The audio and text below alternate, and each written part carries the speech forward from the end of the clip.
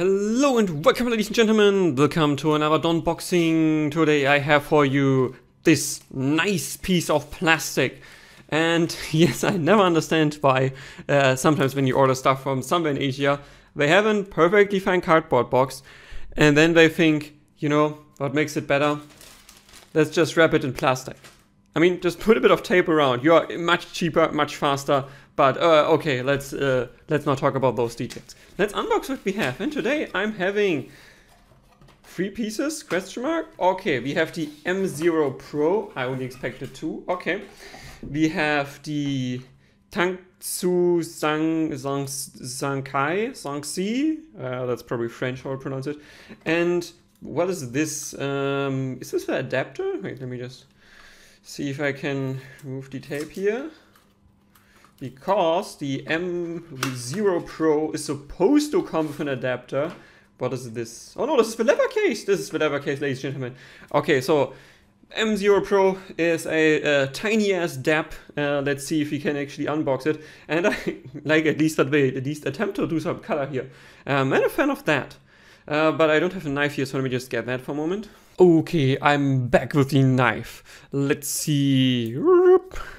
So yes, I did order the M0 Pro because it's so tiny. Like, so far I have never ordered a DAP because I'm generally not a fan of having another device that does the same thing as a smartphone, but without the smart functionality. So I have never toyed with the thought about getting one. But the M0 Pro is so small. It kind of reminds me of the, about the iPod Shuffle or something like that. So really small with display and can hold a micro SD card. And it should have the, I think, does it say the back? Let's quickly have a look here. No, it does not say which DAC chips it has, but it has the standard DAC chips that most of the other Bluetooth receivers also have. And it can work as a Bluetooth receiver. So you can actually just use it similar to the UP5, which I should have lying on my table here. No, but I have the BTR5 here. It should do the same job as this, and it should also have basically the same DAC chip. So yeah, we should be fine with this as a Bluetooth receiver. But yes, as I said, it's nice and colorful. I like that font change here. Life is short, play more. I don't think this is supposed to be played with. And here it is. And boy, this is indeed tiny. Yep, is tiny, I say. I mean, let me just get the BTR5 for comparison. So it is basically 60% of BTR5 in length and 130% in width. And like in depth, it's basically the same. So it's kind of the same overall dimensions as BTR5, but it has a display and memory slot at the bottom here, micro SD. And unfortunately, well, I will have to live with a 4 GB micro SD card for now, because yeah, I forgot to order one, and the 256 I have, it kind of got lost in the move. Like, I'm now hitting new accommodation, but I don't know where it went, so like no clue. I think I packed it with some documents, question mark. I couldn't see it in the documents I used last, so no clue where it went. But yeah, so it came with a carrying case that also is color matched, as you can see here. That is kind of nice. But before we put it in the case, let's take a quick tour around the device. So, yep, that's the screen, like nothing special. The bezels here are a bit big. I think they could reduce the bezels by maybe like 3 mm at the top and 1 or 2 mm at the bottom. That would be a better experience. And as far as I can see, there's a protective film here. I'm not sure if this is supposed to peel off or not. Some people have peeled off the film of the Samsung Fold devices, which you should not. And then they wondered why they damaged the screen. Yeah, I'm not sure here. I will have to consult the manual in order to find out. And then, yeah, but in terms of handling, instead of just being like smooth all around, it still has some edges. So you can actually like hold it like this a bit better. At least I think that's the idea of it. I will figure out when I use it in day-to-day life. And then here at the bottom, standard USB-C affair, micro SD slot here, as I already opened before. I'm not a fan of this opening flap, I have to say. I don't think this will survive for too long. And then 3.5mm only headphones, but let me now see. let me see in the accessories. Because in the description it said it should come with an adapter 3.5 balanced to 4.4 balanced.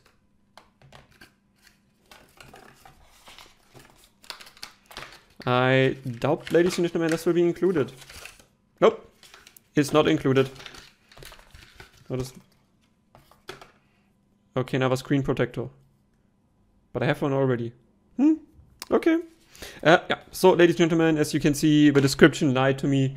There's no adapter 3.5 balanced or 4.4 balanced included.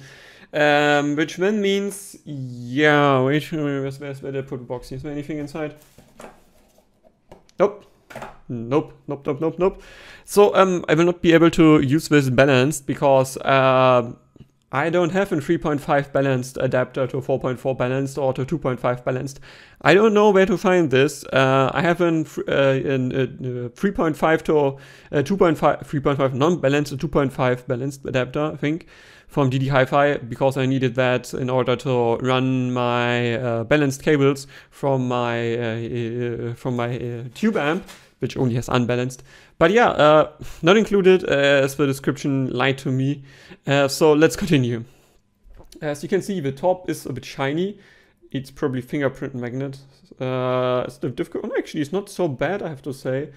So that is pretty neat.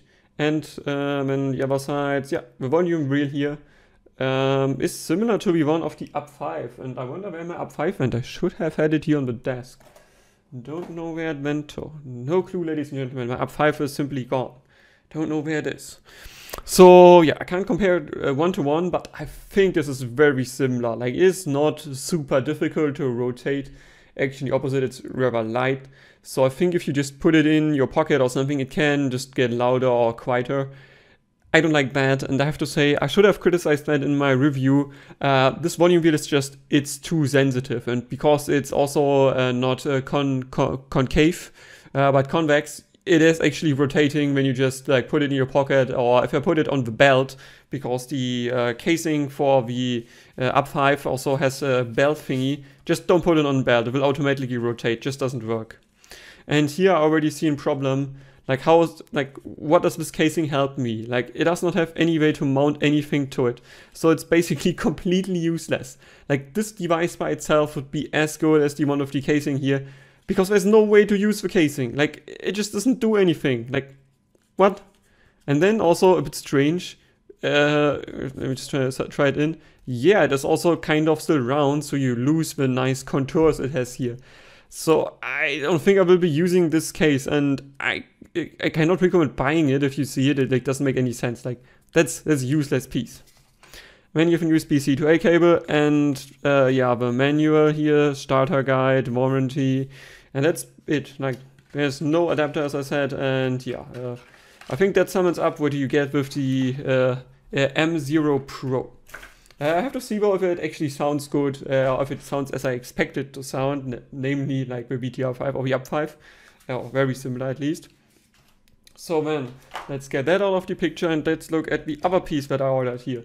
That is a piece of ear tips from Tangzu, and I don't think I've saw it in the last Tangzu IEM that I had. So let's see what you get here. Yeah, so these tips are difficult to get out for first. Okay, this kind of, okay, I accidentally destroyed the case, destroyed the cardboard. Oops.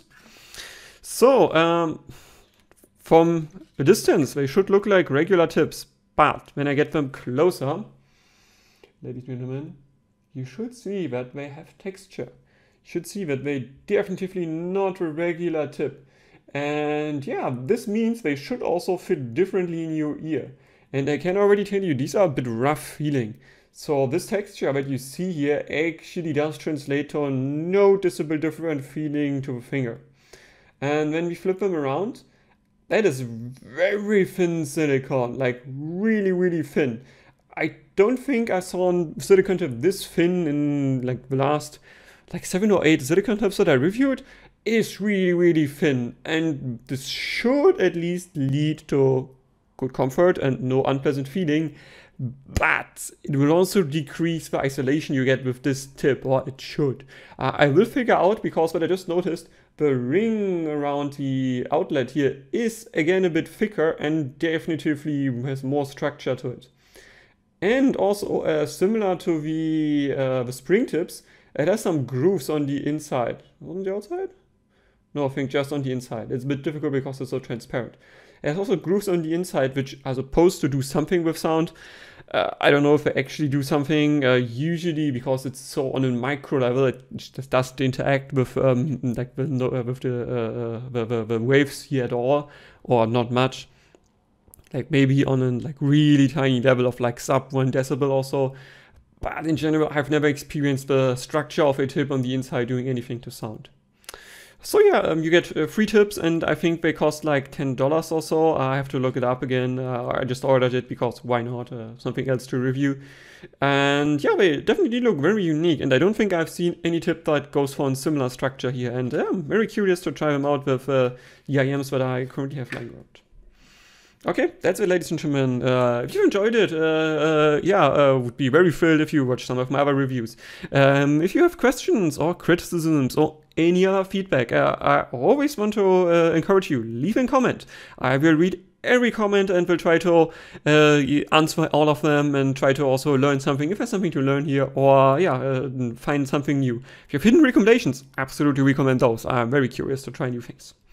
And with this, yeah, I hope you enjoyed it, and yeah, have a nice day, and Donspektor out.